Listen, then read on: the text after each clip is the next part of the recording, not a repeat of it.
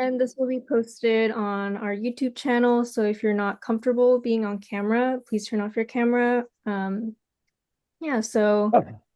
welcome today to the Monterey Bay Firewise Partners Forum, featuring our very special guest speakers, Julia Gaudinski from the Wildfire Interdisciplinary Research Center, Barry Farrara from the Rancho Aromitas Firewise Community, David Frisbey from Monterey Bay Air Resources District, and Kelsey Scanlon from the Department of Emergency Management. And today I wanted to get started on the agenda first. So we'll be having some welcome/introductions. We'll have Julia go first. She'll be talking about a little bit about what the Wildfire Interdisciplinary Research Center does and her involvement in the Bonnie Doon Firewise community. And Rancho Aromitas will be presenting on their One Road Out presentation/campaign.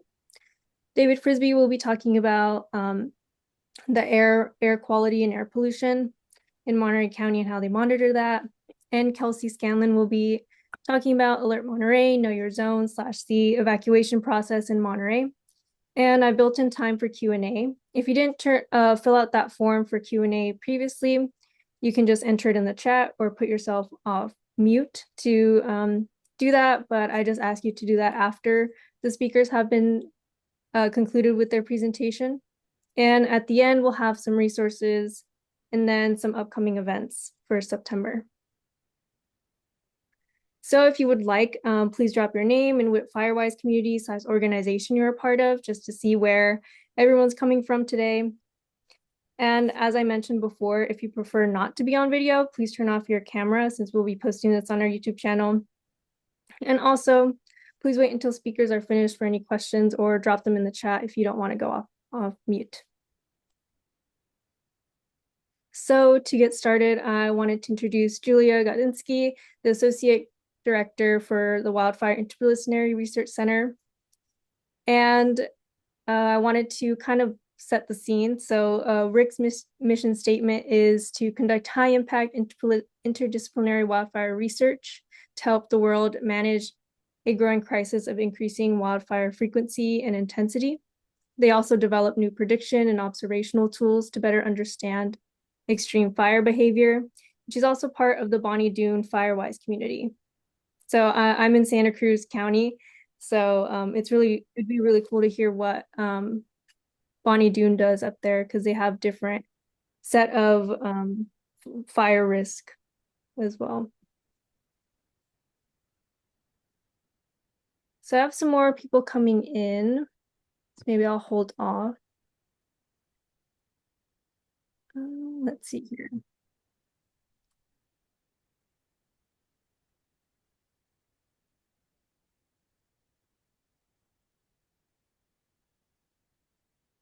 Yeah, thank you everyone for putting their name and where they're coming from. So yeah, we have it all over Monterey County today. And San Benito County as well.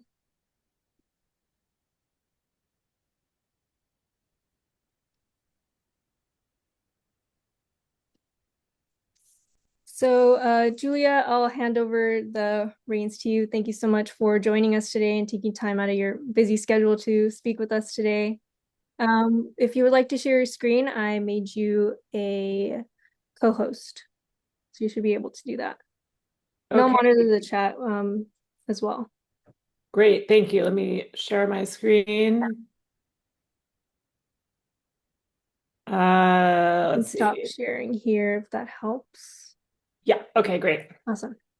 Okay, can you see that? Yes. Yeah. Wonderful. Let me go to. Okay. So thank you, Jennifer, for the introduction about the Wildfire Interdisciplinary Research Center. I am Julia Guadinski. As you mentioned, I'm the Associate Director of the center, which we call WIRC. So I love working at WIRC. I am also a soil scientist and a Bonnie Doon resident active in our Firewise community up there. I'm primarily going to talk about the center, but I did want to mention what's going on a little bit up in Bonnie Doon and some areas where I thought it would be interesting to, collaborate potentially. And I'm not sure how much interaction you have with folks in the Bonnie Doon Firewise community. Some of them are fairly active um, in the county, so curious about that too. So you read our mission, I'll skip that, but I will get to our goals with the center. Basically, we're pursuing fundamental research, sort of engineering and scientific oriented research that's relevant to society and industry. One thing that makes our center unique is we work with industry partners to develop new prediction and observational tools to help us understand extreme fire behavior, to have situational awareness, and to sort of have more resilient communities. And because we're an academic institution, we're also producing the workforce for the next generation to help solve this problem and live with wildfire better than we are currently living with wildfire. So we are basically three centers in one at WIRC. We do research at San Jose State University that's grant funded in the normal way with our faculty going out and getting research grants through the National Science Foundation or the Department of Energy. We do about probably $1 to $7 million annually of those kinds of grants at San Jose State.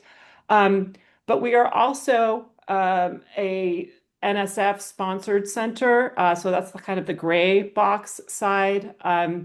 It's an industry university cooperative research center. It's a program that NSF has had going for over 30 years. And it's a way to get sort of research direct more quickly and easily out into society and doing good than tends to happen if researchers are left to their own devices. So the NSF sponsors these IUCRCs in one subject area, one university per subject area. So we are and will be the only wildfire center in the nation. And the way it works is our industry members pay into a pooled research fund per year to fund research that is within their stakeholder interest. So they are industry stakeholders and they help guide the research that they want to see to help them understand and solve the problems for their industry. So we have had about $500,000 a year coming in from our industry members. We just had a bunch of folks join, and I think for 2026, we're going to be about $650,000 with research from our members. Once you are a site within NSF, you can bring in other universities, and we have brought in Worcester Polytechnic Institute into our center. They focus on small scale combustion. We tend to do larger scale combustion in terms of those areas of our expertise. So the research thrusts that we focus on within the center, we sort of have three bins: modeling and observations of fire, community resilience to fire, and then operational awareness with respect to fire. We are an interdisciplinary center, but we're quite a modeling powerhouse, an observational powerhouse. And the areas that we specialize there are fire weather, fire behavior, modeling wildfire smoke, modeling fire within the wildland-urban interface, and then future wildfire risk with climate change. In the resilience space, we have a lot of wildfire management and policy, and then within the wildland-urban interface, sort of mitigations and adaptations to wildfire. Through Worcester Polytechnic Institute, we can look at fire resistance of materials, say for firefighters or for homes, fencing and building materials, that sort of thing. And then operationally, we have tools to help with situational awareness, rate of spread, and firefighter safety. So our industry members for this year are listed here. You can see we're fairly utility heavy. We have 4 utilities listed here. We just had another one join. We have the 3 big ones for California, PG&E, San Diego Gas and Electric, and Southern California Edison. Xcel Energy from Colorado is likely joining this year as well. We have CAL FIRE as a member, NOAA. We are working to get more insurers who are also very interested in our research and our products. AAA is currently a member, CSAA is their parent company. Mercury Insurance, which is national, has just joined us. And we have some technology companies, modeling service providers like Technosilva. And then the Fire Safety Research Institute is a fire standards organization. So just to sort of give you a highlight, we've been a IUCRC for 4 years. We're also an official center within the California State University system. We have had 28 projects funded as an IUCRC with just under $2 million of funding from our members. So I just want to talk a little bit about our capabilities and select projects that I think will be of interest to you all.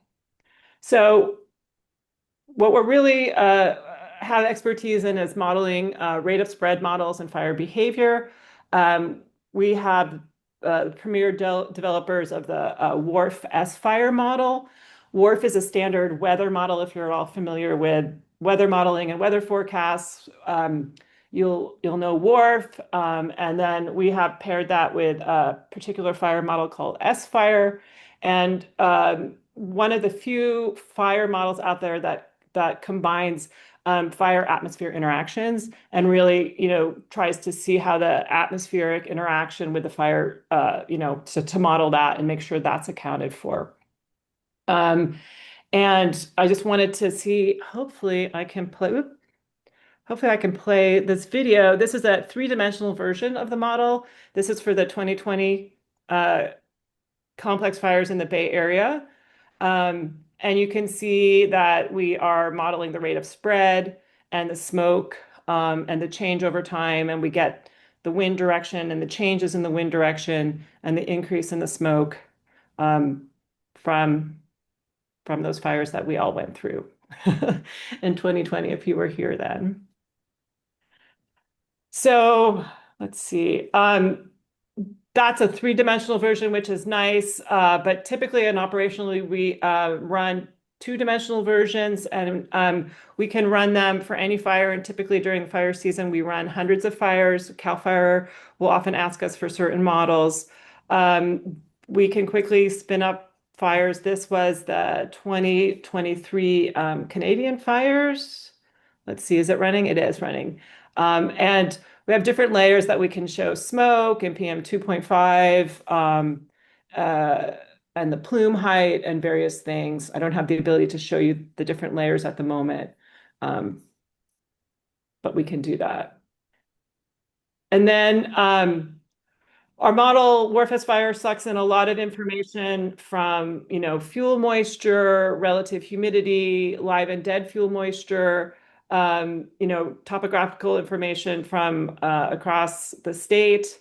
This is one of our tools that we have that shows hourly fire risk for the state of California. And I think that model is running as well.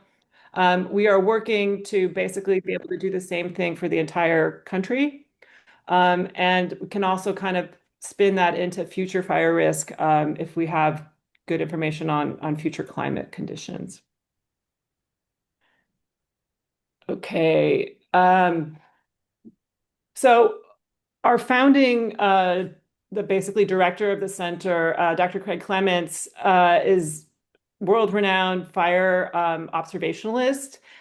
He got an NSF grant in 2020, and that sort of launched his career in being able to buy equipment, radars and LiDARs, pull up to a fire and actually get data sets on how, what is the wind doing? What are the vortices that are forming? How is the smoke moving? And how is the atmosphere interacting with the fire? So he is able to produce data sets that help constrain our models.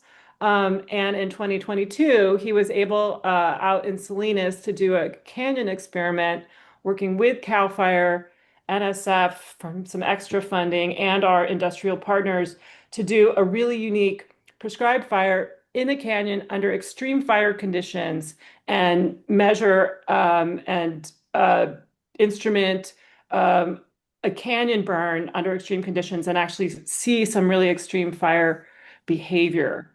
And I just have a quick video of that, which hopefully I can play. We have, there's a tower, 35-meter tower here in the foreground. There's a ton of towers that you can't see with the smoke, 10-meter towers. We instrumented the soil and the vegetation for measurements. We had drones and a helicopter measuring this fire. And it's one of the few data sets of this kind of extreme fire behavior. Okay. Kind of getting back to the modeling part, most fire models these days don't account for firebrand showers or spotting. And we all know that that's a big, huge component of fire growth, was certainly a big one in 2020. And so we are working to incorporate firebrand shower into our model and the physics of it, both for long scale transport on the order of many kilometers. And then also we have projects that look at it, again, this is Worcester Polytechnic, at the small scale. So you transport an ember and it lands, does it ignite and grow, and does it grow into a large fire? And when do you consider that like another fire, or is it part of the fire from whence it came? So in addition to the modeling I mentioned, we have resilience work at the center. So Amanda Stasowicz is a social scientist, and she does work in communications for evacuation. And this project, she's done several projects working with our utility partners and insurance partners on communication of public safety power shutoffs. So everyone here has probably gone through public safety power shutoffs. And so the utilities want to understand how the communities receive these, the kinds of hardships that they put on them, because you're trying to manage risks. You're going to try to save a fire from going, but there are people with medical conditions, and there are risks with shutting off their power. So she does social science work to go out and talk to these communities about what their needs are, to try to lessen the burden of these PSPSs. Another project that we have through the center is more forest ecology based. This one is out of San Vicente Redwood, and is looking at burn severity. That was a very severe burn through most of San Vicente Redwoods, not all of it, but much of it. Trying to use remote sensing in comparison with on-the-ground forestry techniques to look at burn severity, how it affected fuel loads, above ground biomass, try to develop models to predict that in the future. And then myself, I'm looking at tying that above ground impact information to below ground soil carbon and nutrient changes. And then the last project I wanted to talk about from the center, I'm going to go in a little bit more deeply, because it's all about detection of home ignition zones and mitigations. And as a Firewise community, I think that's something that you all very much care about. So this is actually kind of a summary of several projects that were funded through our industry sponsors, with the larger goal of helping CAL FIRE as an agency, and local agencies and industry to efficiently track and understand what homeowners are doing or are not doing. Some of Amanda's work is also kind of in understanding why people mitigate or don't, and what can help them mitigate. I didn't mention that project, but that's a big component of this work. I'm going to show you more the physical realities of detecting mitigations, but we also are looking at, motivators to helping people do these mitigations as well. So I'm going to kind of talk to you about some results from home inspections, boots on the ground inspections, drone inspections, and then remote sensing. And here by remote sensing, I mean airborne remote sensing. We're also looking into remote sensing of these kinds of hazards with satellites, and there's potential and promise, but it's harder, as you can imagine, because you're looking from much farther away. And so I'm going to focus on these three aspects here. And so from boots on the ground investigations in three different communities, Felton being one of them, and also one in the Sierra foothills, and then I think another one in the farther area whose name I'm forgetting. I think it's Morgan Hill or Saratoga. Dr.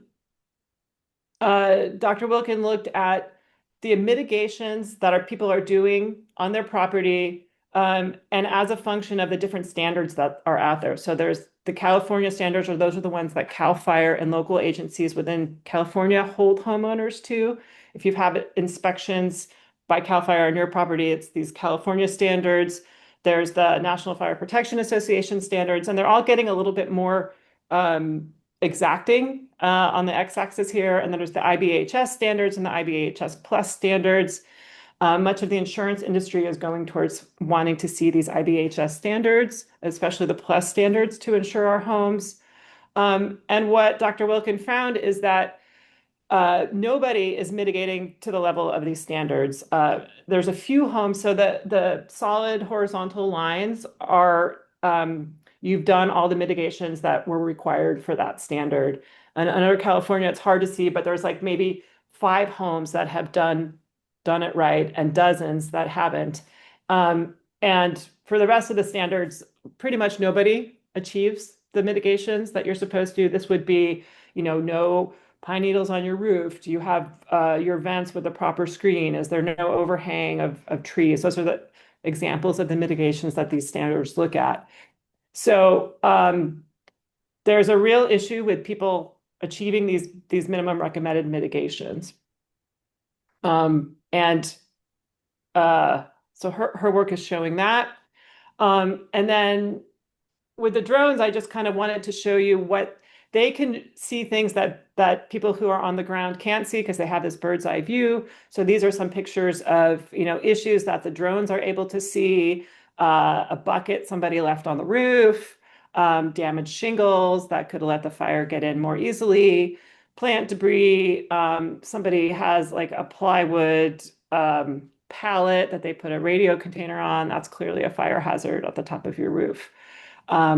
So drones are very good in doing these kinds of inspections, but they're also hard to scale to the degree that we need to in our neighborhoods, or to have the permissions to do it.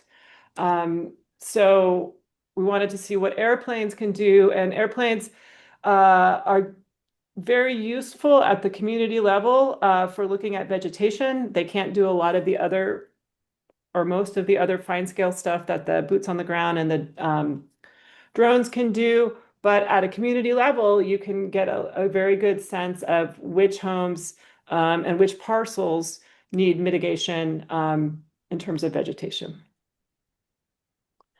So that's what I wanted to say about the Wildfire Center. And if you're interested, you can contact me, and you can also go to the wildfirecenter.org and get more information about what we do. And then I don't know how I'm doing on time here, but I just quickly wanted to say that, personally, I live up in Bonnie Doon, went through the 2020 CZU fire. We lost, I don't know, about 18% of our homes during that fire. And so we are very motivated to be Firewise. We have 15 plus Firewise neighborhoods. We had a Bonnie Doon Fire Safe Council, which existed well before the 2020 fire was came into being, after the 2008 Martin fire and the 2009 Lockheed fire up in the Santa Cruz Mountains. And we're very connected with the Fire Safe Council of Santa Cruz County, and beginning to work with the Central Coast Prescribed Burn Association. And what I mostly just wanted to say is, since there's so many communities here, we're starting to organize all the Firewise leaders together, and kind of in a similar way to what this group is doing. So you may well be beyond us in terms of some of your planning. I'm curious to see today and possibly through future discussions. But we're beginning to explore fuel reduction projects beyond our own homes. The picture that I have here is a grant that was submitted by the Pine Ridge community to the Forest Service to do a large shaded fuel break around their community. They lost a lot of homes in the CZU fire. So that's one example of a project that we're trying to do. And we also want to work with large landowners, both public and private, up in Bonnie Doon to do fuel reduction. Around my home and several homes in my area, the city of Santa Cruz owns land for the watershed. And we would like to do a similar kind of buffer as to the one pictured here. There's also other large private landowners like San Vicente Redwoods and others that we would like to work with, and we're trying to begin to figure out how to do that. And we also have a group of folks interested in figuring out how to prescribe burning on private lands. So a bunch of contiguous homeowners would like to do a prescribed burn because we think we have good, fuel breaks and that sort of thing. So um, that's what we're exploring and trying to figure out how to do that, how to build local buy-in, how to get political buy-in within our neighborhoods. So that's my presentation. Thank you very much for listening. My contact email is here, and I'm happy to take any questions. Thank you so much, Julia. Yeah, we'll open the floor to any questions.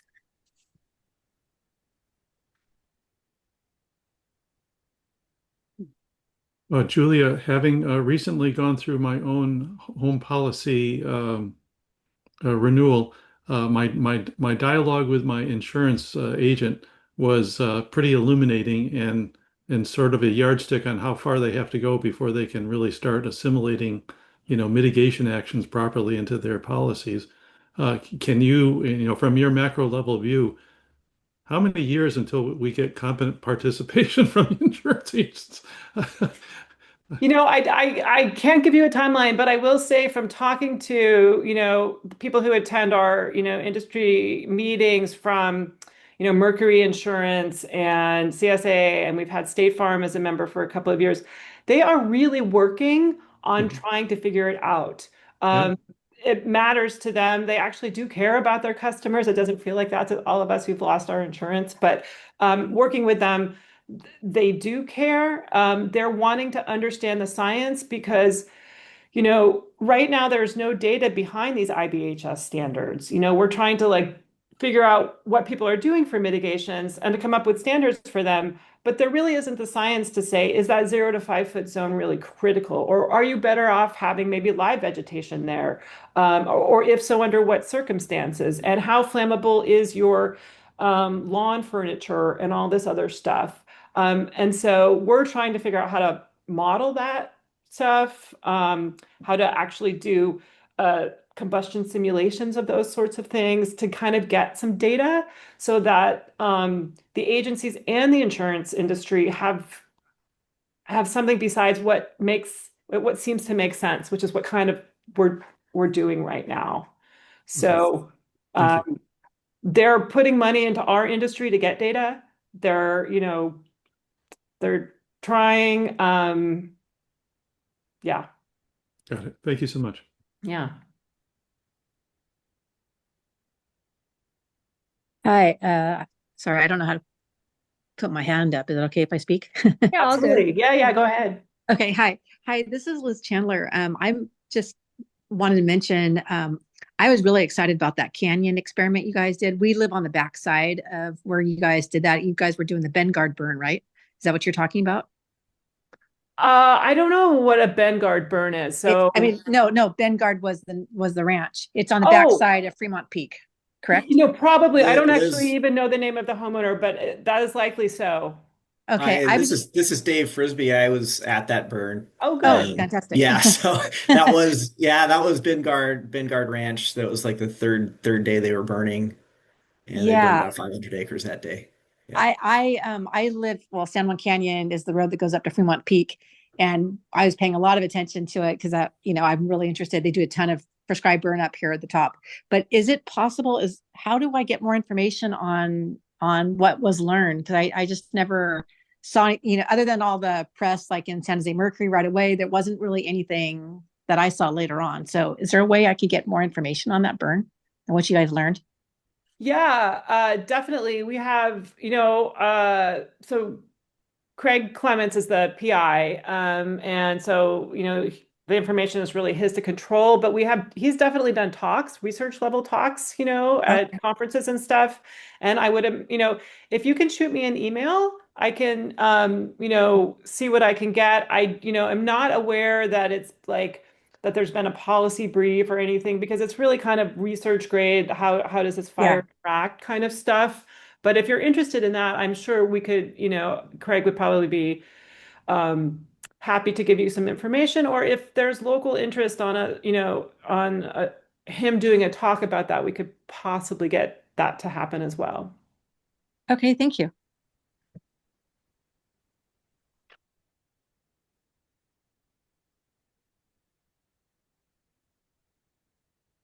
I'm curious, is there any connections, in the group here with the Bonnie Doon Firewise groups?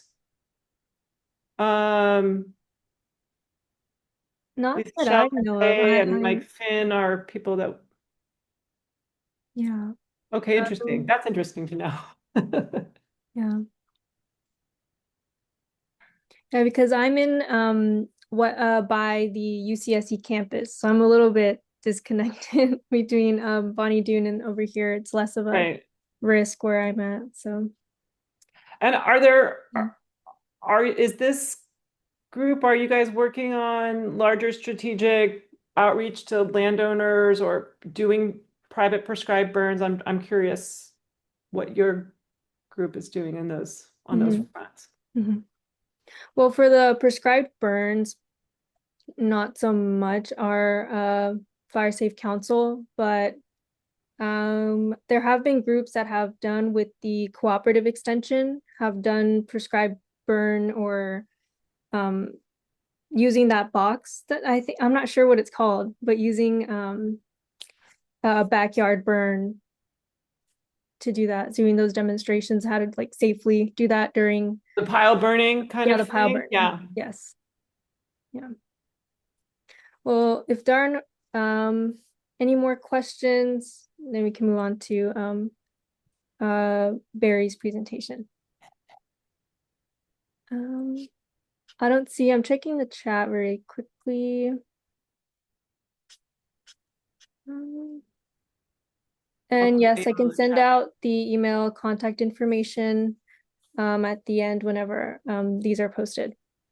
Well, thank you so much, Julia. I really appreciate you taking the time and making the slides and telling us about Bonnie Doon and WIRC. So thank you so much. Thank you for the opportunity. And I'll hand it over to Rancho Aromitas Firewise community. I believe it is Barry Farrara who is being the representative for them. So they're presenting on the One Road Out campaign and developing neighbor-to-neighbor evacuation agreements and community-driven efforts to develop realistic evacuation options. So Barry, you should be co-host to share your screen. I also have it here if you'd like to have it that way. Let's see if this works. And let me know if I'm sharing.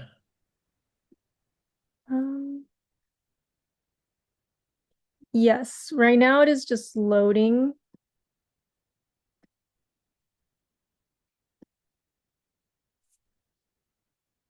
So for me, it says that you've started screen sharing, but I don't see the screen or the slides yet.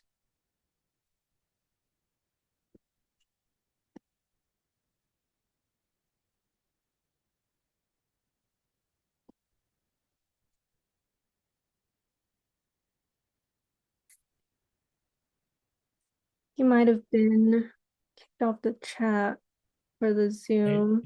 It showed that I was dropped as soon as I shared. Okay. If you'd like, I have the copy that. Yeah, let me try this again. Sure. Yeah. There we go. Okay, there we go. I see your screen now. Now I just got to go back to that slide presentation. Everybody see the slide? I do. Yes. You might want to go with the slideshow button to upper right.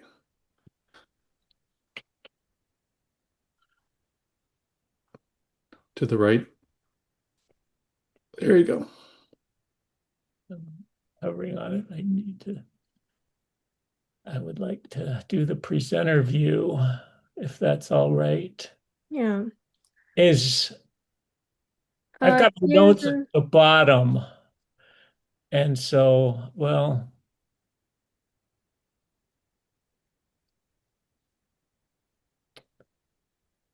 I think sometimes you could have it as a separate pop-up. Right.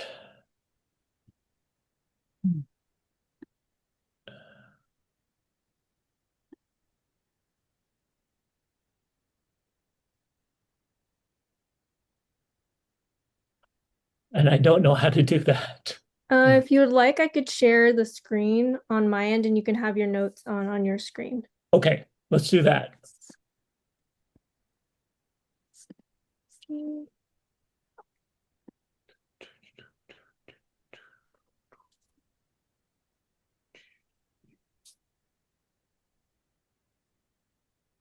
All right, there you go. Are you okay? And I'll have to have you advance through them. Yeah, that's okay. Correct. Okay. Hi, everybody. My name's Barry Farrara, and I'm one of the founding board members of Rancho Aromitas Firewise community. Jennifer, thanks for inviting us here to speak on our One Road In, One Road Out campaign. If you go to the next slide, it gives you our agenda for today. We're going to give you an excerpt of what our 3-year plan was that included a campaign to do work on the One Road Out neighborhoods in Aromas. So our first job was to survey the One Road Out neighborhoods in Aromas. Following that, we worked to build a set of steps that groups in those neighborhoods can take to get a neighborhood evacuation route set up. And then I'll follow that by some of the negotiation process and the hurdles that we encountered on some of our early adopting neighborhoods that we have been working with. And I lost. There we go. And then what is the end of the process? What is the end of our One Road Out process, evacuation planning process? So if you go to the next slide 3, this is an excerpt from our Rancho Aromitas Firewise community 3-year plan. And as you all know, when you start a Firewise community, you have to put a 3-year plan on what you're going to do. And one of our goals and objective was all these one-way out roads that we had in our area. And so we put an action plan together, and the original action plan called for, having a whole lot more involvement from Aromas Tri-County Fire District, and all this. What we learned going through the process was that the creation of routes and the conducting of evacuation drills is beyond our scope. We can help these neighborhoods do it, but we can't be in charge of doing certification of the routes or doing the practice that itself. So if you're not familiar, go to the next slide. If you're not familiar with our Rancho Aromitas Firewise community, this is our boundary. When we first started the Firewise community just 2 years ago, CAL FIRE encouraged us to go big. So our boundaries are quite big. We see to the north on the top of that map, I know it's not very clear, the yellow line is Highway 129. And on the left, the west side of this map, our boundary mirrors San Juan Road. And then at the bottom of that picture of our map is Highway 101 in yellow. These boundaries encompass anywhere from 1,500 to 2,000 residences, and it closely mirrors the 95004 zip code. I should also mention we might be the only Firewise community in California to have 3 different counties involved.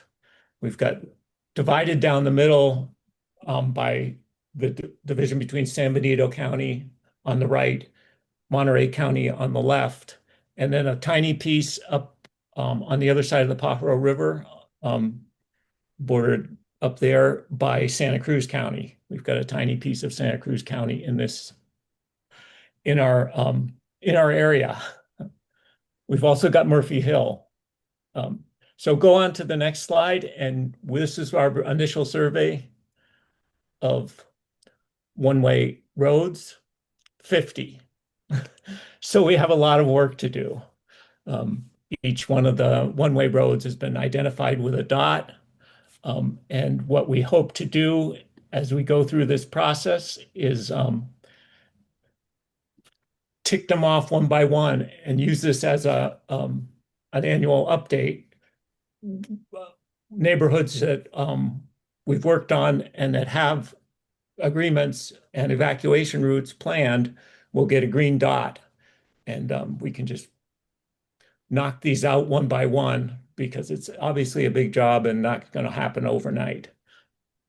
The other side benefit to the Runway Road campaign is it's a great way for us. We've got 5 board members. 3 of us are on Carr Avenue. 2 of us are on Pioneer Place to build out our core of leaders in different areas of Aromas, because clearly we don't all, we're focused, on the big area, but we need people focused on smaller areas to really get the word out.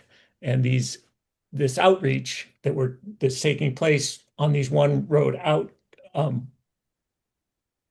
neighborhoods is really a good outreach for us to spread the word, the good word of all of our Firewise community activities. So go to the next slide. So getting into the steps of developing the evacuation route, one of the things that we learned fairly early was that it helped to define the steps and what people are responsible for those steps. In fact,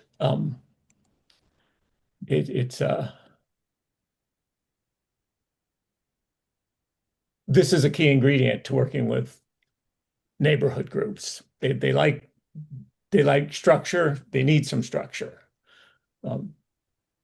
So here you see the work process that we've come, as it's come to be, working with these first few neighborhood groups. We've put this together. And I might add to this that you see the different groups involved, the neighbors, the RAFC, and then CAL FIRE and the Office of Emergency Services. That the other key step in this process isn't even listed. And that is the critical step of getting a neighborhood leader or leadership group ready to go, because it's those neighbors who get the process started. And so step number 1 is ID candidate routes. Well, obviously you have to have a neighborhood leader to get those to get that off the ground.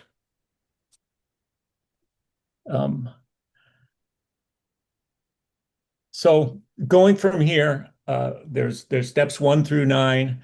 I'm going to use for the next few slides, I'm going to use the communities that we've been working with to show you the examples of what we're doing at each step. So if you go to the next slide, this is step 0. Where do you start? You step 0, which is recruiting neighborhood leaders. And this was a recruitment email that we sent out to our RFAC email list, asking, we are reaching out to invite your participation in an important community safety initiative, the One Road Out campaign organized by Rancho Aromitas Firewise community. This campaign is focused on helping Aromas neighborhoods that only have one road for evacuation, a serious risk during wildfire emergency when blocked roads can lead to life-threatening situations. So that was our campaign, our initial. We also held a Grange meeting where we launched this initiative. And so that was our step 0. We did get a response, and now we're working with those folks who responded to that outreach, both the community meeting and this email. So if you go to the next slide. Rose Avenue is an example of having completed stage 0. We have one interested homeowner interested in starting to examine an evacuation route for this. This is the Rose Avenue map. And you'll see this as a commonality. The first thing I'll do is I'll map the area that the person has an interest in, the one-way road that doesn't have an outlet. And these are solid lines mostly indicate they're public roads or public or paved roads. So this is the Rose Avenue neighborhood. And we're just getting started.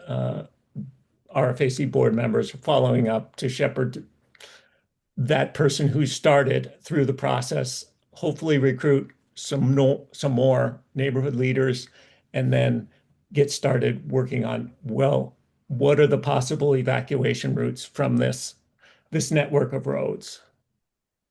For the next slide, Sealy Avenue is also at stage 0. We have a very good group, solid group of neighborhood leaders who are interested and haven't yet started on trying to find an evacuation route yet. Again, we've got some of our board members following up on this, but we still in the early stages of this whole campaign. Go to the next slide. At Rhea Avenue, we're a little bit farther along. I'd say we're at stage 4. Rhea Avenue was actually one of our first areas that we started working on at one of our emergency preparedness meetings that we hosted last November at the Grange. Cindy Slade, a resident of this road, came up to us afterward and hang on.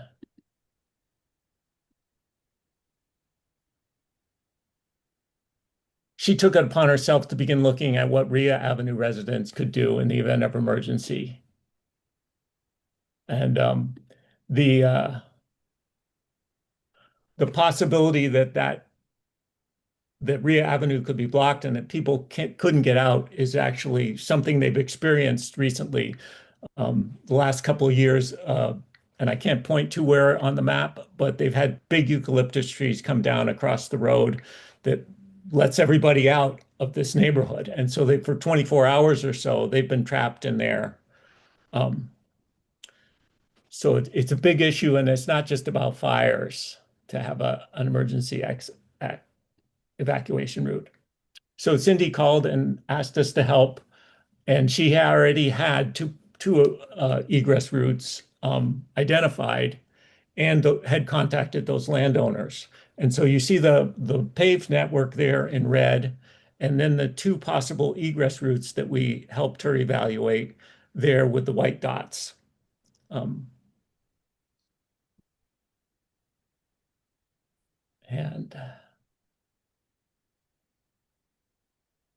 So Cindy contacted the landowners, got permission to walk 2 of the 3 properties that are represented on those white dots. And Tina Baines and myself walked the proposed routes, and we took notes and we took pictures. And in the course of walking those 2 properties, we met the son of the 3rd property and got his contact information. And subsequently, we went and talked to that 3rd landowner and got permission to walk his property. Everybody's in agreement that those access routes would be open to us in the case of an emergency, but there's a lot of questions, and we'll get to this in the next couple of slides, of how suitable these evacuations routes would be. So we've initially got a positive reaction for access. What we don't know is, are these routes really that suitable for an emergency evacuation? As you'll see in the next slides, very overgrown, narrow dirt and gravel roads on these routes, both of them. There's a horse property that we have to go across, so there's issues of keeping animals contained. And then I'm sure Tina and Cindy could add some other hazards going on here. A lot of tree overgrowth. It's not what CAL FIRE would choose as an emergency egress route. So we may need to go back. But the other thing is, this one's kind of stalled at stage 4 because Cindy has had some health problems, and we've yet to find another champion for this neighborhood. So go to the next slide. You see us in that process of why do we have 1, 2, 3, and then 1, 1? Okay, I don't know. We've identified potential routes. We obtained permission to walk the routes. We walked the routes. We took notes. And then we evaluated potential improvements that it needs, the risks that were there, the practicality of the route. And then the last step there, we haven't really made a decision on identifying the route with the best potential. But you can see that route is washed out in a way. It's had ruts bigger than that. It's got other places on it that are worse than that picture shows. So going to the next slide, we'll go to the next example that's happening in Aromas, Pioneer Place, and it's at stage 7, where an egress route has been identified. The landowners agreed. The next step is a community-wide okaying of the route and a sending out of the email to all the residents. Pioneer Place has been easiest and it's gone the farthest. We have 2 of our board members in this neighborhood, and the neighborhood is a homeowners association. So there's a lot going for it there, making this one move more smoothly. They did have some concerns about the drivability of the egress route. And again, that the egress route is, you can't really see it that well, but it's where the line goes from dark red to lighter red to pink. And it goes out one homeowner's property to a driveway of another homeowner back to Carpinteria Avenue. One of the concerns was that road is not very improved and it could benefit from some gravel and grading. And that's something that will have to be addressed as these neighbors work on the process, go forward on this process. So nobody's put the ball in the bucket yet in terms of we're done, we're green. But there's been a lot of progress in identifying 4 that are at various stages. Go ahead to the next slide.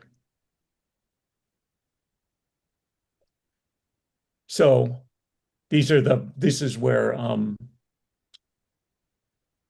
Pioneer Place is.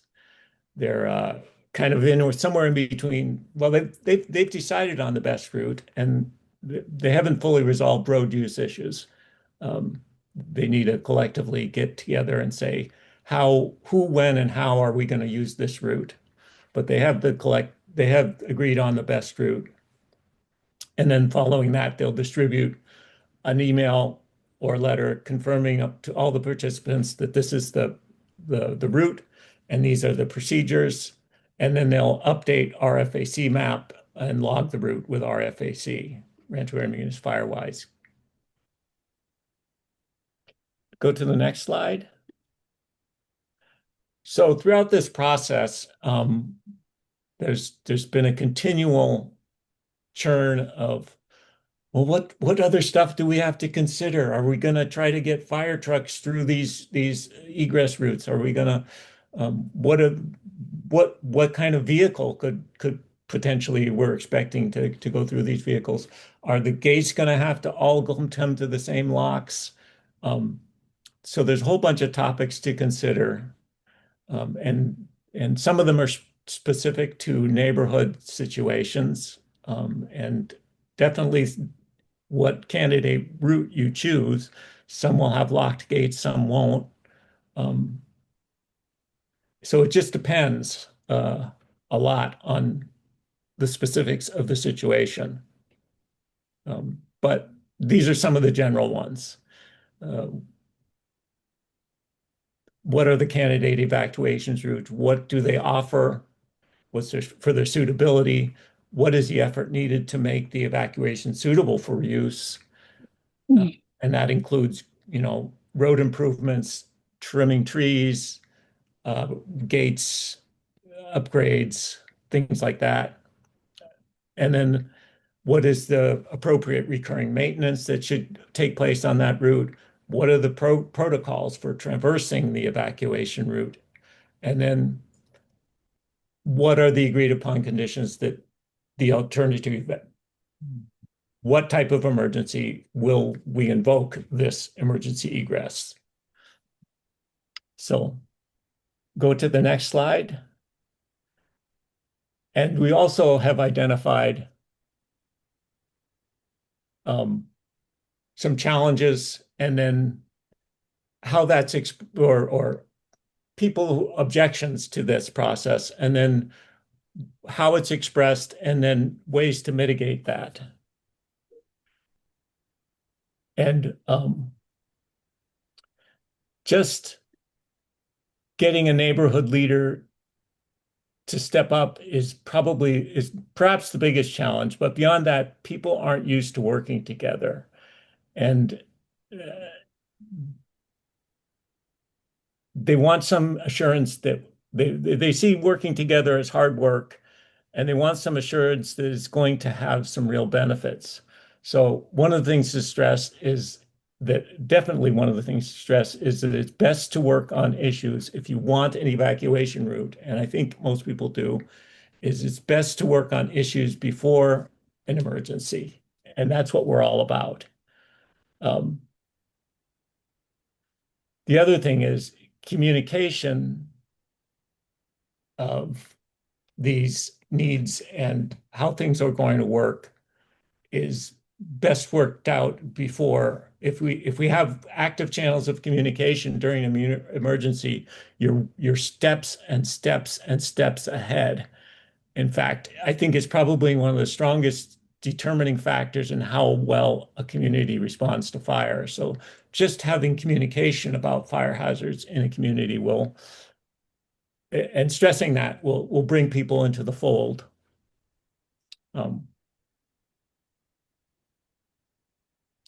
So one of the other thing is instilling some confidence in the process, that this is not some flimsy arrangement, that there's a solid basis to the road out, and this will work. So one of the other challenges is that we have is low awareness of the safety and the need for secondary evacuation from these neighborhoods. And I think one of the ways we can increase exposure is just door to door. You'd be surprised.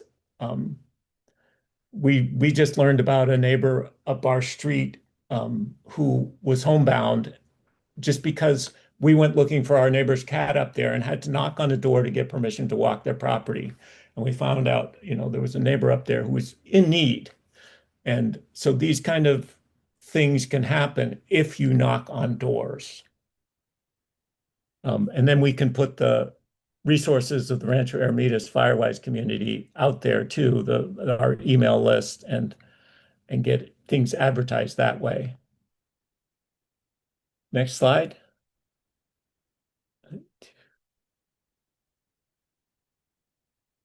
Some other challenge adoption barriers and mitigation techniques.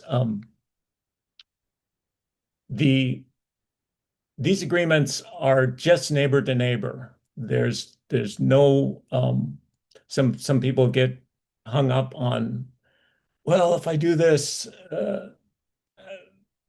this and this and this is going to come my way, and they're going to be examining it. We're not trying to set up an official evacuation route. It's purely for the purpose of you and your neighbor to get out of that neighborhood in an emergency. CAL FIRE is not going to put it down as their emergency evacuation route. They're not going to come in and try to bring their trucks on it. Nobody but you and your neighbors are going to use this. So it's not a contract. It has no binding agreement. It's just a neighbor to neighbor And then what is the shelf life? We've been asked that. These things are perishable and could change with residents. You acknowledge that, but you stress that the having a history of agreements is to the neighborhood's benefit, to the benefit of your insurance, your safety, their safety, to your home value. Every new home being built in Monterey County, every neighborhood that's being built has one of these. If yours doesn't, that's going to be seen for insurance purposes and home resale value as a negative. So I think we can stress that positive of this, having these agreements in place long-term. A history of agreements is a benefit to the community and the value of your home. And then another final thing that, well, this one gets expressed a lot is what happens if someone gets injured? I don't want to mess up my homeowner's insurance. This is private property. I don't want people to think that they have access here all the time. And stress that this will only be used in an emergency situation. I also stress that most homeowners insurance will cover accidental injury of this nature if something happens while they're egressing on your land during an emergency. And then, yeah, the agreements that you enter into of the conditions, steps 5 or 6 or 7, where you write down those conditions of when and how this will be used, will avoid a lot of this fear of what happens if my people cross my property line. So going on to the next slide. When is the process done? One road out process done? Our current set of completion criteria is neighborhood leaders have circulated to all the participating households an email that identifies the evacuation route, the protocol to be followed, i.e. gates to be closed, roads, obstacles to avoid. Each participating neighbor will then respond with an acceptance of the agreed upon evacuation route and its protocols for use. And then we wrap up by logging the one road out agreement that's just been signed by all these neighbors on our risk map. That map will go from red to green. And then ongoing maintenance RAFC will ping the neighborhood leader and say, hey, we're logging your evacuation routes again. Or anything you need? Is there any residency changes? Anything we need to know that's impacted the operation of that evacuation route? So I think that's all I have. If there are any questions. Yeah, thank you, Barry, for your presentation and lending your time. I just saw the message from Kelsey that she had to hop off. So I'll open the floor to any questions. I don't think she'll be presenting today. So yeah, any questions for the Rancho Aromitas One Road Out campaign? Yeah, one of the points that I'll just amplify that Barry covered earlier was what is the enabling protocol for making use of one of these evacuation routes? And largely we've been rallying around when it's a CAL FIRE issued evacuation order for a certain neighborhood and making sure that those neighborhoods know what those evacuation orders are. That should be the enabling criteria for doing this. It's not the case that I need to get my trailer across your road and it's more convenient for me. No, that's not an enabling condition. It's an evacuation order. Great point. Any more questions?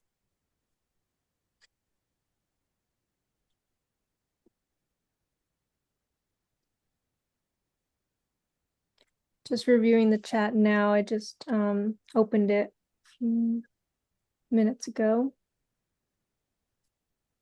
Not that I see.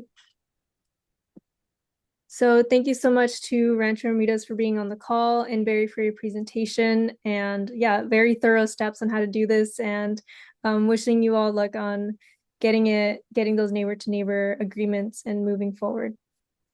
Thank you so much for lending your time today. You're welcome. So next up, we have David Frisbey from the MBARD, the Monterey Bay Air Resources District, which monitors air quality throughout Monterey, San Benito, and Santa Cruz County, and uses the air quality index to categorize different levels of exposure and risk. You can view the wildfire smoke sensor network data here, and I'll have these slides available as well if you'd like to follow that, and I can copy this as well after when I have some time. MBAR will issue air quality advisories when air quality is significantly impacted by wildfires. So that's something that you would see come out if you have, I think, Alert Monterey or their social media. They're pretty active on Instagram as well. I've reposted a couple of things, and that's how I actually got in contact with David. And I will stop sharing my screen, or if you'd like to just talk as well with this screen, that'd be good as well. Sure, I could share my screen. I've got a presentation I've provided, so yeah, I can go ahead and do that. Thank you. Let's see here. Share screen.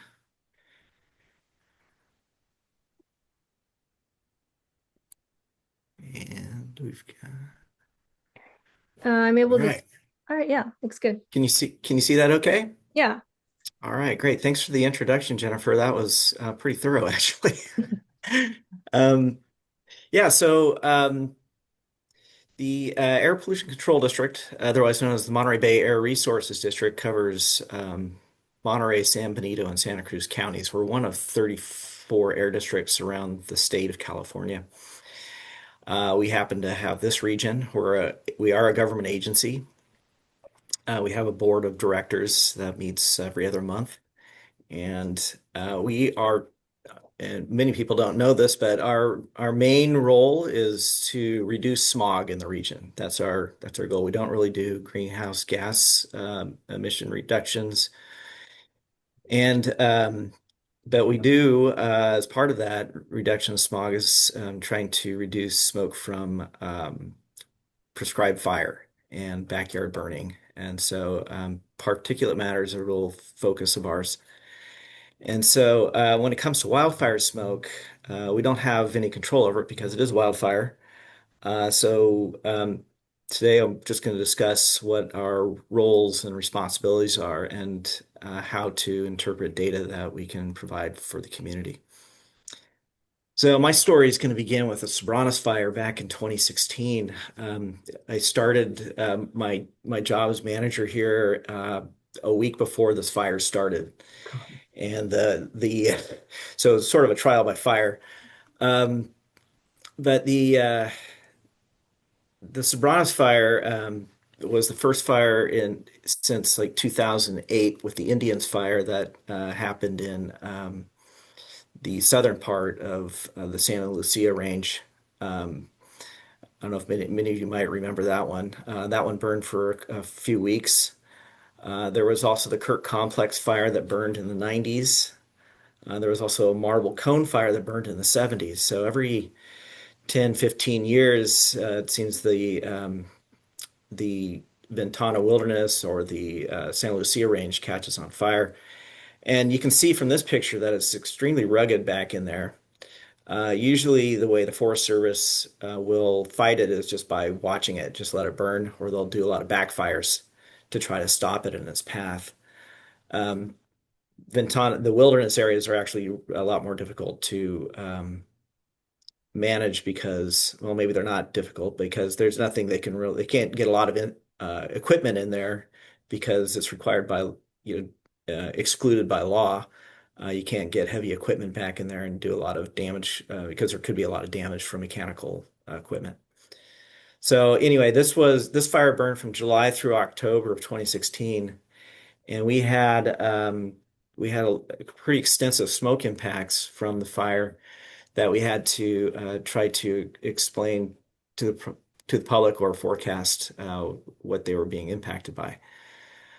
I just want to take a step back. What we do here at the Air District from smoke management program is we'll issue permits and we'll manage the smoke from prescribed burning, and that's done usually by forecasting the days that are best for air quality and for dispersion of the smoke. So good air quality days, good meteorological conditions for dispersing the smoke, which usually means unstable atmosphere, a little bit of wind, and an atmosphere that gets colder as you get higher in the altitude. And so that's pretty significant because when you have an inverted, stable atmosphere, which means that you've got warm air sitting above cold air, it tends to trap the pollution in low down in the lower part of the atmosphere. And so we'll see that when in areas like LA, where you'll see the smoke or any pollution getting concentrated in the lower parts of the atmosphere while and is trapped by that lid of warm air. As you can see in this picture, the air above the inversion is quite clear, but down near where everybody's breathing, it's pretty concentrated. In our region, we've got some complex meteorology just because we have the ocean right off our coast here, and it tends to be a steady 52 degrees or so. And the marine layer comes in and out, and the marine layer is a pretty good indication of a temperature inversion, stable atmosphere. So we have a couple of different meteorological regimes here. We've got the inland conditions, which can be hot and dry and prone to fire, and then we got the coastal conditions that we see, in our, Monterey or Santa Cruz, that really can hold down any kind of smoke that might be emitted from a fire. So we see this interaction between the two regimes when there is a wildfire nearby, and it can really cause difficulty in forecasting who's getting impacted and which communities are going to be impacted by smoke. You can see in the picture in the upper left here, that's the marine influence that just causes a fire to roll over and lay down. You get a lot of smoke at ground level. Whereas on the inland side, if you get fire up in the Gavilan Range, you're going to get really good plume height. The smoke's going to rise up and out of the area, or a lot more of it will. And so it's easier to forecast, and there's probably less impact on the community from fire that's in the Gavilan Range.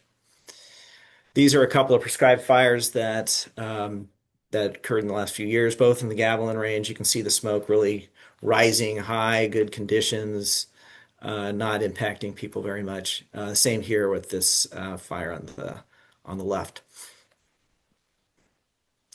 So just to take a look at the composition of smoke, it's made up of a complex mixture of gases and fine particles.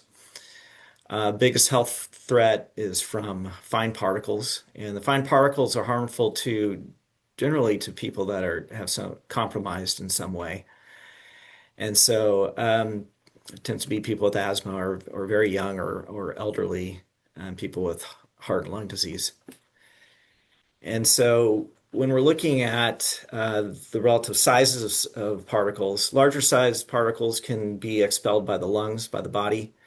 It's the real fine particles that we're concerned about. So if you look at this image here, this graphic shows what looks like a rhinoceros horn is actually it's supposed to be a human hair.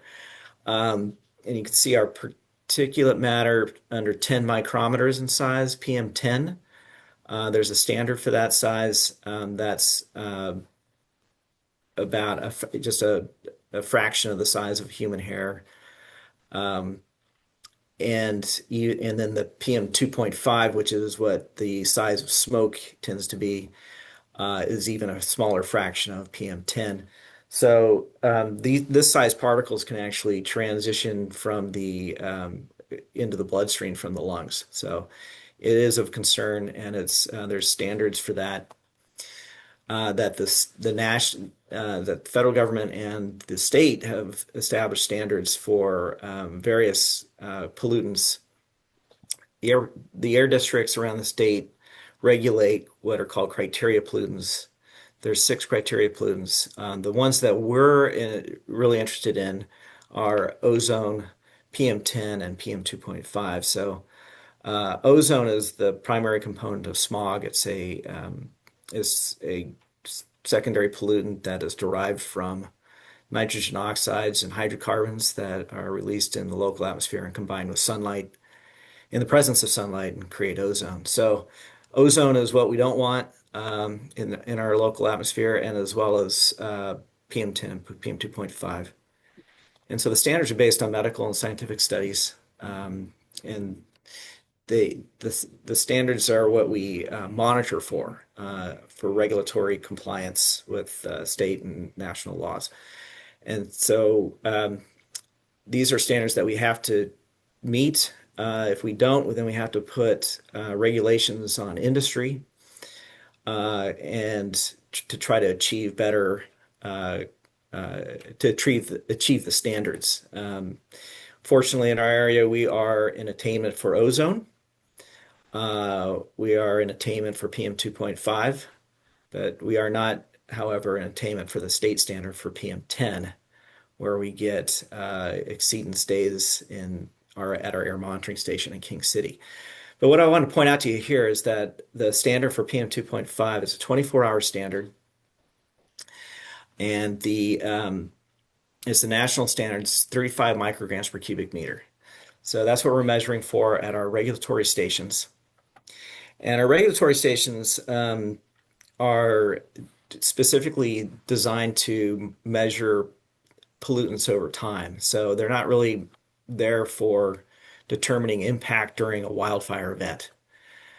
So I know I'm giving you guys a lot of background here, but it's important when trying to understand smoke from what the impact is from smoke from wildfires. So 35 micrograms per cubic meter doesn't really mean anything to anybody, just on the surface of it. So the EPA created the Air Quality Index to help interpret air quality data. And so they've divided it into 6 categories with a specific color to help quickly determine when the air quality is reaching unhealthy levels.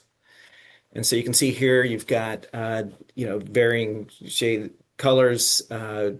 In the more alarming colors are when it's higher in concentrations and more dangerous to breathe.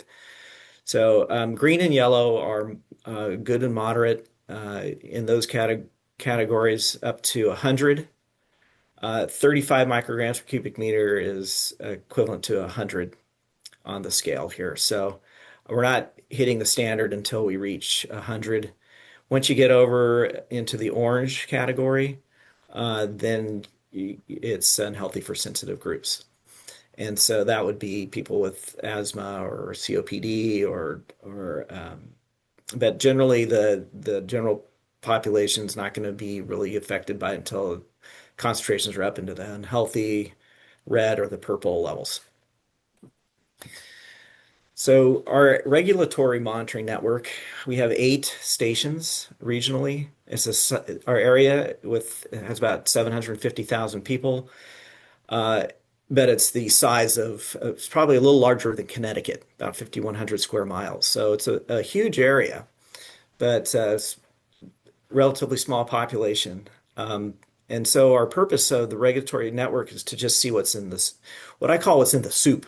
What's in the background concentrations of the air. We don't want it affected by any particular source or any kind of roadway or anything like that. So we're very careful on how we position, where we site these so that they aren't affected by any particular source, because we're basing our future regulations and requirements on what we measure.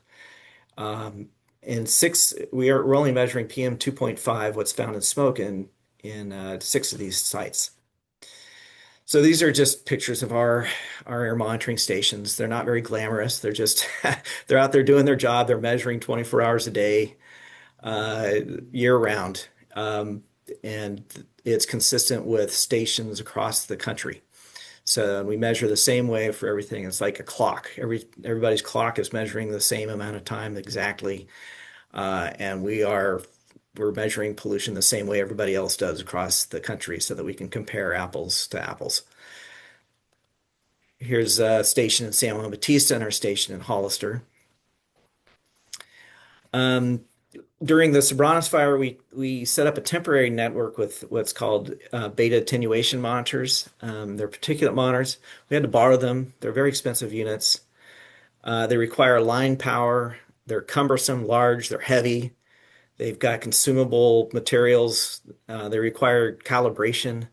And they had a satellite modem, which put them off of a different map that we could get the data out to. So it was pretty challenging to get information out to people during the Sobranos fire. We installed up to 11 of these stations around the district at the time over that 2.5 month period. And so we improved and we did the best we could, but it was challenging. And it's because technology wasn't really as well developed as it is now with new monitoring devices.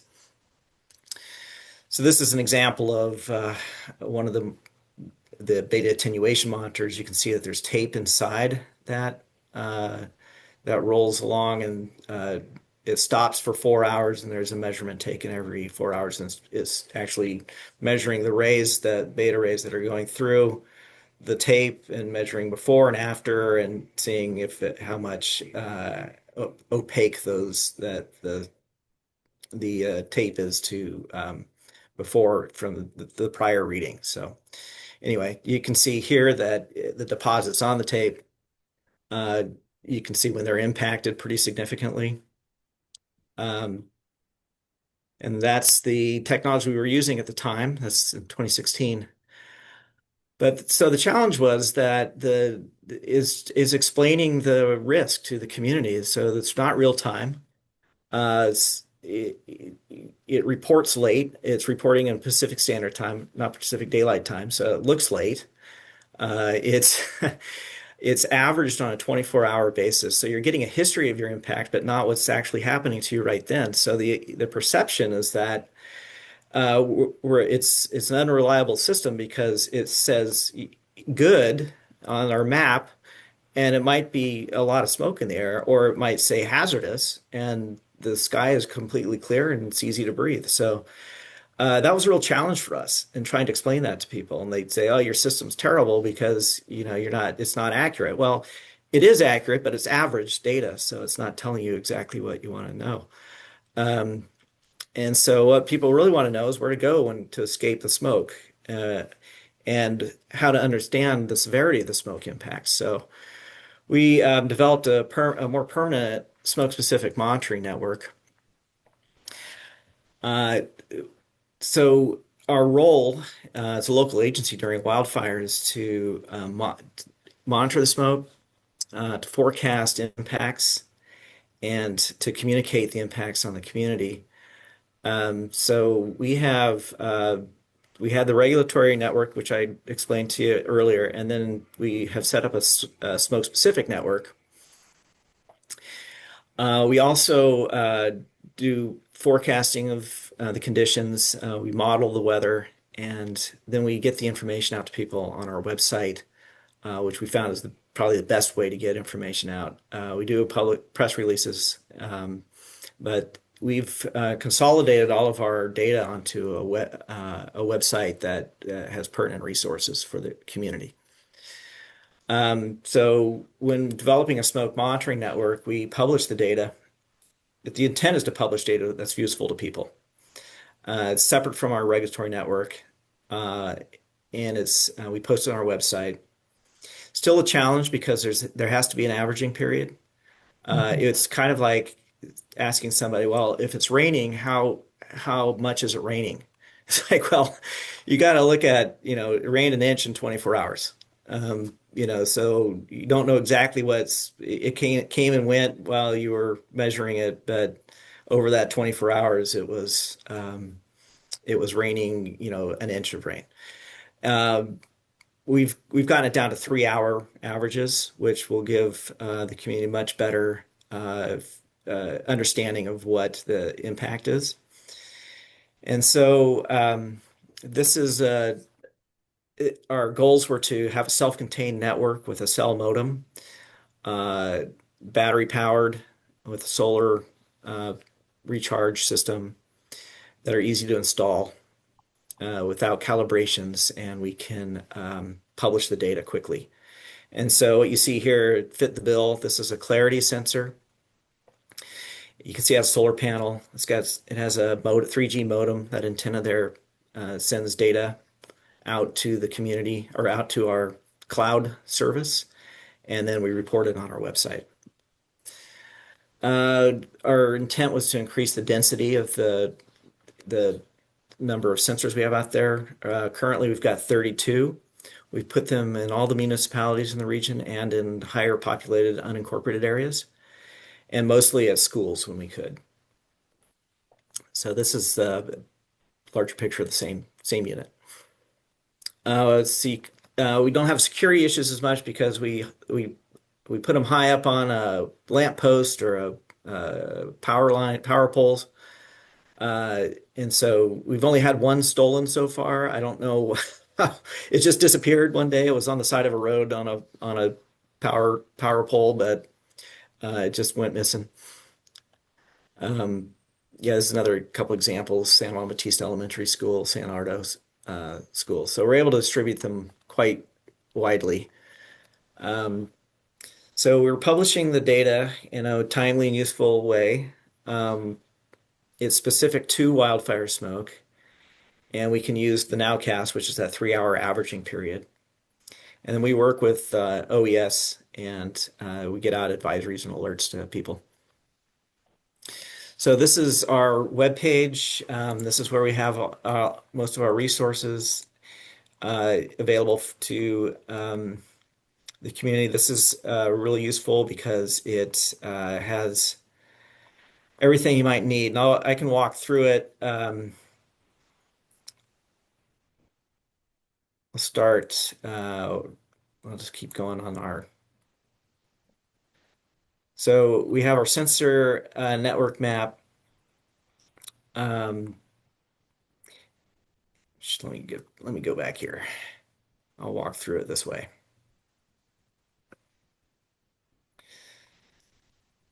So our sensor network is embedded in the map.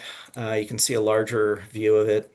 You can zoom into wherever you might have the closest sensor. If you're in Carmel Valley, this is actually our monitoring station here. You zoom in, you can see what the AQI is locally. This is the one at our office here.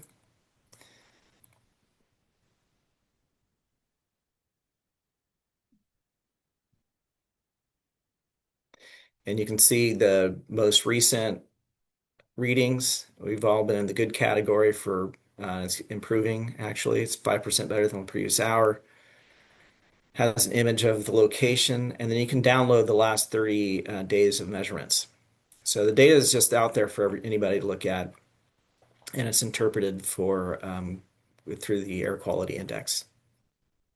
And so far, yes, we've got 32 in the region, and we're getting more out there. There was a battery fire out in Parkfield on Saturday. We didn't have one in Parkfield, so we're going to get one in Parkfield now for the 25 people who live out there. But so we are expanding the network. We're going to densify for the Fort Ord fires that are coming up.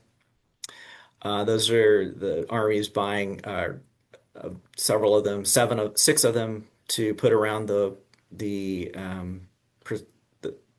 base for the prescribed burns that are coming up later this year.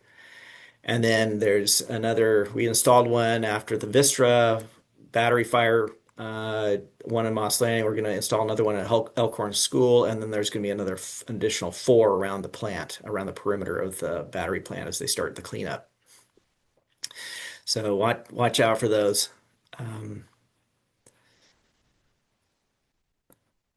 Let's see here.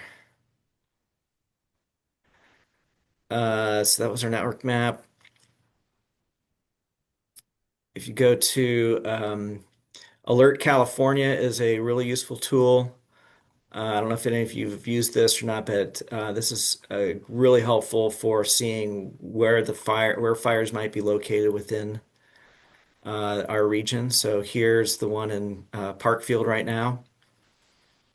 You can see that this is a current image of what's going on in Parkfield. And so I encourage you guys to just go and explore this map because it really gives you an eye on what's going on the ground, and it can help you understand what's happening and what might be impacting you. We also have a smoke model forecast that is running.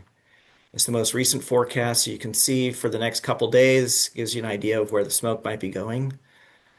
So the Garnet fire here is obviously cranking out quite a bit of smoke, and you can see where it might be going. It looks like we're pretty safe for the next couple days based on this forecast, even with fires in our region.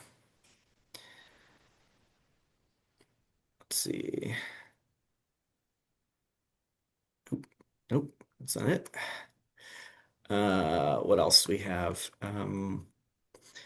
We've got videos on the air quality index and explanations of that. And then if you need an air purifier, there's a resource from the Air Resources Board, a list of air purifiers. You can search on it. If you're shopping for an air purifier, you can see if yours is exceeding the ozone concentrations that you want to avoid having in your house. So sometimes the air purifiers can actually produce quite a bit of ozone. So these have all been checked out by the Air Resources Board. So anyhow, moving on, we've got so I went through the sensor network map, Alert California, and the model. There's you can at the National Weather Service you can get the most recent satellite animation that can give you an idea of where the smoke might be going. This is the most recent one. You can see the Salt fire here, Parkfield fire, and there's a Garnet fire. Yesterday the Garnet fire was blowing smoke all up into the valley here, so this is looking pretty good. So all resources to help you if you're interested in seeing where the smoke's going.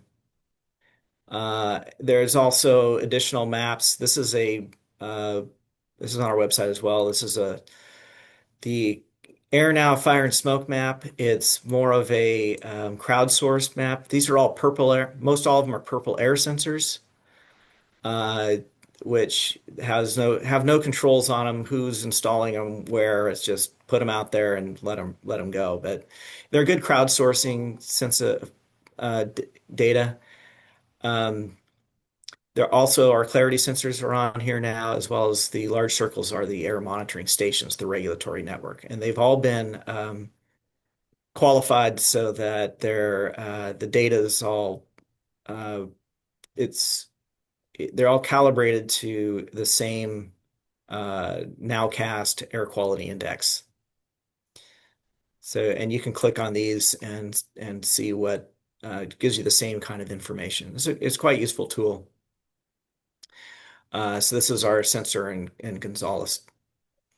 It also has an overlay of the maps and some of the smoke plumes for the fires.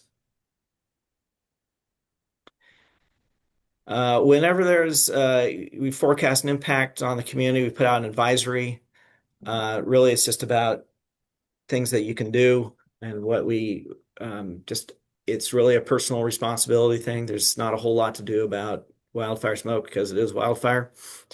If it reaches unhealthy levels of the air quality index, we ask people to limit their activities, stay indoors, shelter in place, check with your healthcare advisor if see if it's necessary to leave the area, depending on your personal health. Uh, use common sense. Sometimes people call us and say, "Should we go for a run? Can I go for a run?" Like, I don't think it's a good idea, but you can just think for yourself and look at what the monitors say, and it might be okay in your area. We've got a huge area, so it might be good in Santa Cruz, and it's not good in King City. Um, so it's really up to the individual. But we do ask people to use their own common sense. Lower, lower the particle levels inside your home. Don't, it's not probably not a good time to use your fireplace, candles. Don't vacuum. Stop smoking anyway, and use a air clean device to for to clean a room. You can install in a room and create a clean, safe space for yourself. And then just avoid adding more pollution. Don't burn, no outdoor burning, driving lawn mowers, leaf blowers. Um, and then the new to this region is a clean air centers. We had a grant from the Air Pollution Control Officers Association through the Air Resources Board to install clean air centers out there. So we purchased 20 of these industrial-sized air cleaners. We've given them out to Santa Cruz County and San Benito County offices of emergency services, and they're going to set up when there's poor air quality. They're going to set up these clean air centers where you can go to just take a break from uh, poor air quality. Um, and so that's coming. Monterey County, we're still working on them, so we'll see if they can get one set up. So just coming full circle, Sobranos Fire was a huge wake-up call for us and helped us develop a lot of the resources that we now have. A lot of resources available to the public online. We've tried to consolidate them on our webpage. And so I invite you guys to look there next time there's wildfire impacting our area. You can see from this fire, the fire's burning southern part of the near Big Sur. But if you look closely at this, you can see the smoke, how it goes, it actually follows the drainages. It actually will drain down through the the creeks and the rivers that are flowing out of the mountains. So we had some pretty big impacts of smoke from this fire at Carmel by the Sea. It just followed the Carmel River down the just down the valley, and so these are, you can tell that there are impacts in these valleys and areas, but by and large they're really difficult to determine which city is going to get impacted by a local fire like this, because things are changing pretty continuously, and it's pretty complex topography and meteorology on that. So with that, feel free to contact us. Check out our website. We're always available to discuss these things if you've got questions about how we approach getting the word out to people, and how to interpret the air quality data. So thank you. Thanks, David. I think I saw two questions. One from Barry, who said that Hollister AMS looks like it is close to Hollister Hills. Do you see any impact from off-road vehicles on air quality? We actually don't. Hollister Hills, what's not shown on this map is that the state parks are doing, they've got currently 2 air monitoring stations at the park that are set up for PM10 for the larger particles, because it's dust. And we see very low PM10 at that park in particular. There was a lawsuit. The state got sued a few years back, and so they set up those air monitoring stations as a result of that. And we're just not seeing high concentrations of PM10. I think the next one was more of a comment from Bob.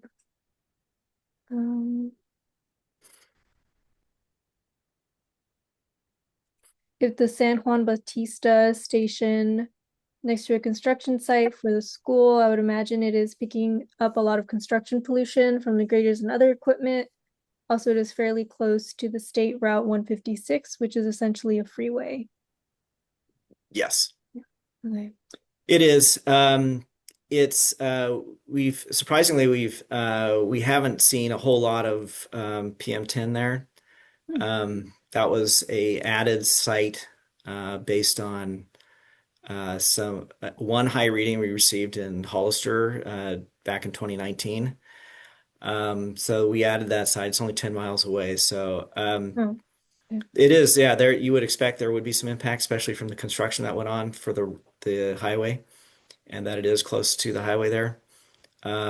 It's within our siting requirements, so the influence is set back enough where it's not impacted by the highway substantially. So, but our data hasn't shown any exceedances at the San Juan Bautista station in several years that I can recall.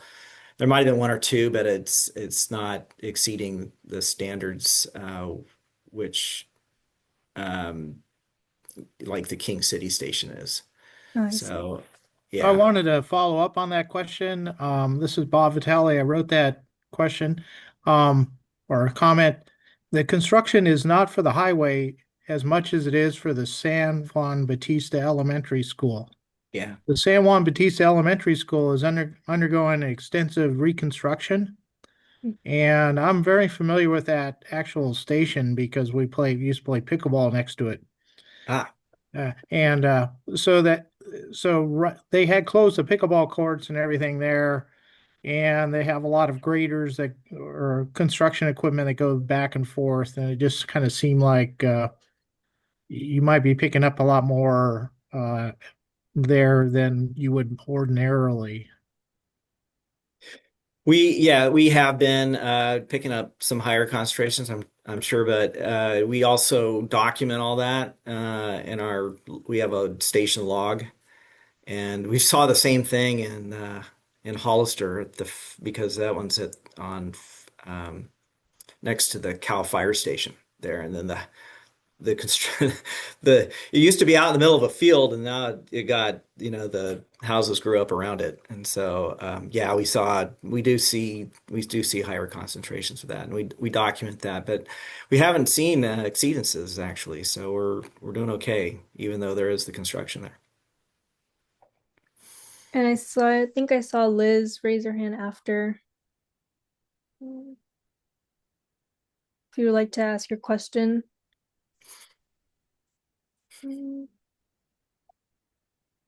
Hi, sorry. Good. I left the meeting there for a second. I had two quick questions. One is about, I pay attention to a lot of the stuff that's happening statewide with CAL FIRE, and I know that they're really trying to ramp up the prescribed burning, but I know that air quality is kind of in conflict. I was wondering how your policies might change with what CAL FIRE is trying to do with having more prescribed burns. My second question is, the use of the citizen science of the air quality monitors. I have the only one on San Juan Canyon Road with purple air, because we just weren't seeing, there just wasn't enough in our area to be able to tell if we were getting impacted by smoke, during, I think I didn't do it in 2020, but sometime when there was a lot of wildfire smoke, and also just to kind of help us pinpoint where there might be a fire. Sometimes it just gives us a little bit more information. I was wondering if you guys kind of like are trying to encourage more areas to do that citizen science and put up those air quality sensors. They're not that expensive. So anyhow, that's my question. They're not expensive, and I think if you want to get an idea, it's not of how the air quality is at your home. I think it's probably a good idea to have that. As far as determining, I wouldn't really use it as a way of. It's hard to it's not really a quantification tool. It's more a quality of the air, relative to, what you're usually seeing. So, if it's going up and you're seeing some impact from wildfire smoke, you're watching your sensor on the purple air map, and it's gradually going higher and into the unhealthy categories. Then you might consider, yeah, you're getting some impacts from that.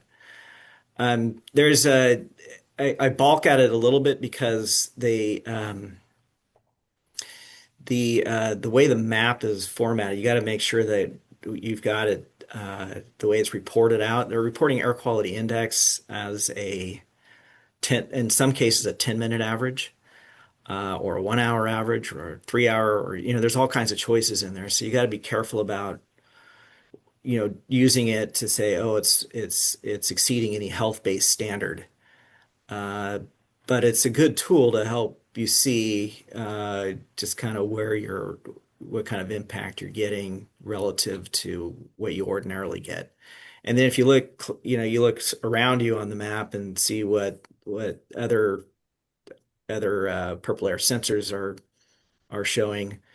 If yours is the only one that's red and everybody else is green around you, there's either something happening nearby your house, or you've got it's an anomaly. Um, and so that's something to be careful about too. Sometimes people install them right next to their barbecue, or they'll put them in their garage and start their car, So it's hard to. There's no real kind of consistency in how they're installed too. So there's, that's kind of the issue with citizen science, is that it's not necessarily consistent across all users. So, but it is a helpful tool. I don't want to discount that, and don't want to discredit it either, because I think it can help people make decisions that are useful for their own health.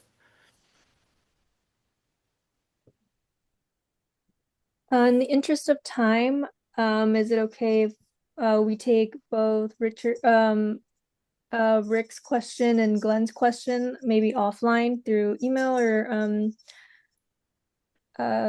just because we have a few minutes here, and I think Andrea from DM has some things to say, or we can move on to just what I have for the Department of Emergency Management. Sure, I can, if you want to direct an email to me or Sure. something, Yeah. they can call me. Yeah. Yeah, I'll copy these questions. I think I have them saved anyways, and then I can have that. And thank you so much. Really appreciate you going into detail with the air quality and everything you do as well. Thank you for lending your time today and expertise. Yeah, you're I welcome. won't share my screen right now, but I think I made Andrea a co-host as well. If she could share her screen or just speak on some points. I know Kelsey had to step out because of the fire we just spoke about right now. So thank you so much for joining the call. Thank you. Good afternoon, everybody. My name is Andrea Estrada. I feel like I know some of you, but I am fairly new to this department. Maybe 2 years. I actually come from public health, and so I'm usually focused on recovery.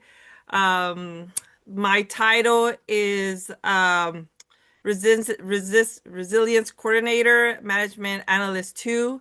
And so, like Jennifer mentioned, Kelsey had an emergency and she had to step out. Actually, like 15 minutes ago, I was at the parent pickup line and I got a call. And so now I'm here trying to do a really quick presentation of the messages that my director, Kelsey Scanlon, wanted to share with this group. So thank you for staying. I know it's been almost like 2 hours in this forum, so thank you so much for the invite. Also, I wanted to say that my focus is always in community activities, either events, town halls. If you ever want to collaborate with us, I believe I already put on my information in the chat box. Please feel free to reach out to me.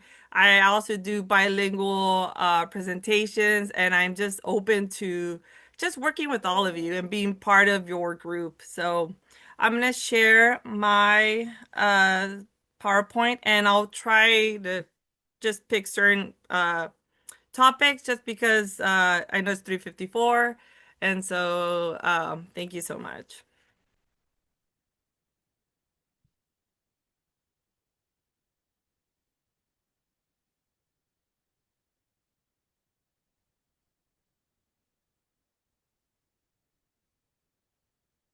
Can you see my PowerPoint? Yes, I'm able to see it on my end. Okay, thank you.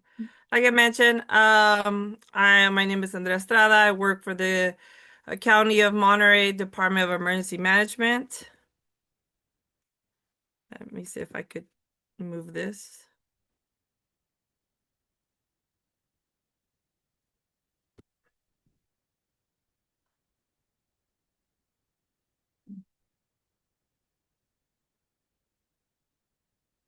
Okay, one sec. It's doing something weird.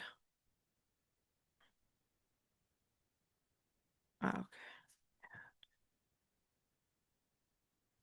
okay, there you go. So Kelty wanted to let everybody know to please visit our webpage, which is recoverymontereycounty.org. We have great resources. These are three areas that you can definitely visit. It's prepare, emergency, and recover. In the prepare section, you will find information on things that you could do to prepare in case there's an emergency. And these include like make a plan, build a kit, talk to your family about making a contact list information. If your family is separated, where should your children go, who to contact. Definitely, these are conversations that usually happen after a disaster has happened, so it's really important to have them prior. If you click on the emergency icon, you'll get information that is very up to date on like emergencies that are happening today. We try our best, and I'm very happy to say that we're very good at keeping the community up to date with all of the information that is given. So you could definitely go to this area, and of course, recover. Recover usually people tend to visit this area when they are looking for resources, information on how to get additional resources from like a partner that can help you with food, shelter, and even medical.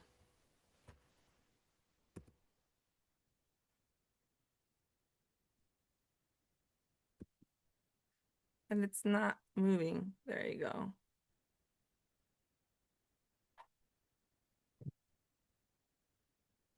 Sorry, it's like frozen on my end. I see we understand the threat slide on my. Yeah, okay, good. Okay, that's Okay. good. So this is a great link. This is from CAL FIRE Office of the State of Fire Marshal. And here, when you go into this web page, you can get information on the history of certain locations, specifically to fire. You get updated information on how a certain area is doing, whether it's like classified by if it's moderate, high, or very high. So definitely people should visit this area to see how they are doing in their community. And of course, it provides some great maps, data, and explanation on fire areas.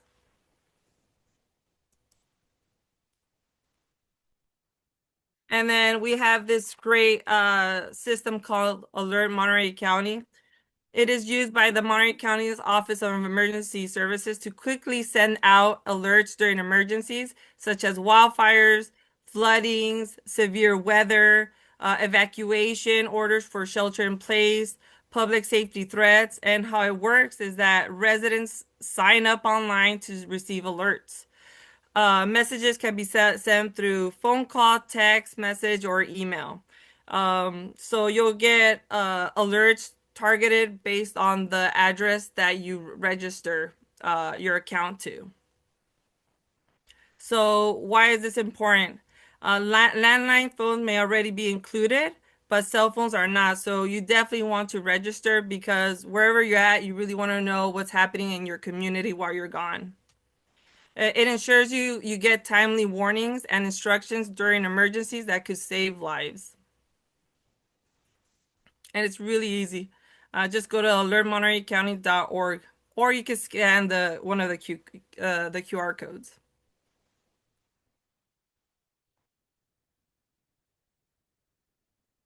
This is also another great resource. It's called Know Your Zone. It is a public safety tool used by many counties in California, including Monterey County, to help residents prepare for evacuation during emergencies like wildfires, floods, and other disasters. How it works is that the county is divided in evacuation zones. And so when you plug in your address, it'll give you a zone code. Like if you could tell by the map, there's like zone codes that are MRI D068. So a lot of us don't know our zone codes, and when they're giving news information, usually they won't go by streets, so they'll say just the zones. So it's really good to know what is the zone that you live in. So why does this matter? During an emergencies, official will use these alerts to just help residents prepare whether they need to leave now, or maybe they have a few minutes to gather their family members, I don't know, anything that's important like medication, family heirlooms. So it gives you a lot of information. The benefits to this is that this is fast and clear communication. There's no confusion about neighborhood or landmark names. Helps first responders manage evacuations in a very structured way. So it really does give residents time to plan ahead.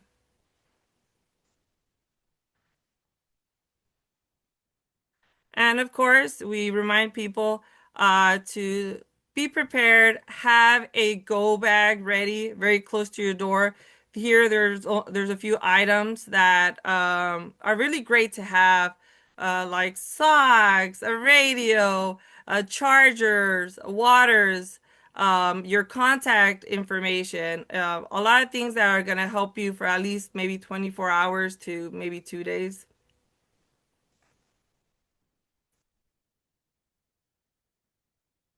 And just real quick, remember to always have also an emergency bag and some gas ready to go just in case something is occurring in your neighborhood. I always tell people, you guys are experts in your communities. You know exactly when something might happen. So if you know it's that season, definitely start getting prepared.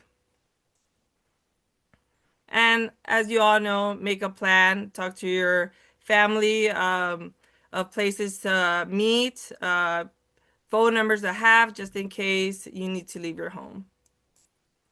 I'm so sorry, now I'm going really fast. I know it's 4:02. Review your insurance policies. It's really important to know what are things that you can claim, paperwork that you need to do. Remember to always take pictures if something happens in your home. And the same thing, stay vigilant, watch the local news, have a radio with you just in case you need to know what are the next steps. If you have pets, bring food for your pets, check with your neighbors. Always follow law enforcement. Just try to think logical. What will keep me safe as well as my family and my neighbors?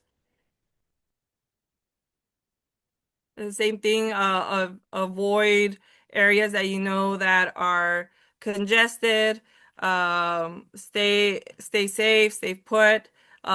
Be ready to leave or come back to your home depending on what authorities say. And those were just quick little messages that Kelsey wanted to let the group know, just to remember it's wildfire season, and so it's good to be prepared. So I'm sorry, I tried to go as fast as I could. And again, I apologize. My director couldn't be here, but thank you for having us. That's all good. No worries. Thank you so much for still going through your presentation and giving us all those great pointers. Also, in the interest of time, I know it's 4:04 as well. If you have any questions for Andrea about any of this, feel free to put them in the chat, and we could take this offline, or I might have some answers. Their website is a great resource. It's a hub for basically anything County of Monterey evacuation. So I really recommend, if you do have questions, check out that website first. As well as, for our interest of time, I just want to say thank you to all our speakers if you're still here. And thank you to all the participants who wrote it out for the 2 hours. I hope you gained some valuable information, some notes, and yeah, I look forward to our next quarterly meeting. Not too sure about the topic yet, but if you have any ideas, feel free to post it onto the forum. Yeah, thank you all so much for joining and being a part of this. And I hope to see you at the next one. I'll have these up on YouTube, and I'll include the slides that I have that have the links that were shared today. I'll include the emails. If anyone of the speakers share their emails, I'll include it on there as well. I have some extra links and upcoming events to be aware of. Next week on Wednesday is the Firewise 101 for action plans. There have been quite a few questions on those recently. And then September 25th, Fire Safe Council has their open board meeting, either on Zoom or the CAL FIRE dispatch, between 10:30 and 12:30 a.m. to 12 p.m. And this Saturday is the Carmel Prepares. So if you're in the Carmel area, you can learn how to build a disaster kit. It's at the Sunset Center in Carmel by the Sea. So it's a quick wrap up. It's 4:06 now. So thank you so much for joining. Again, reiterating, I appreciate the involvement in the active chat. I'll stop the recording now.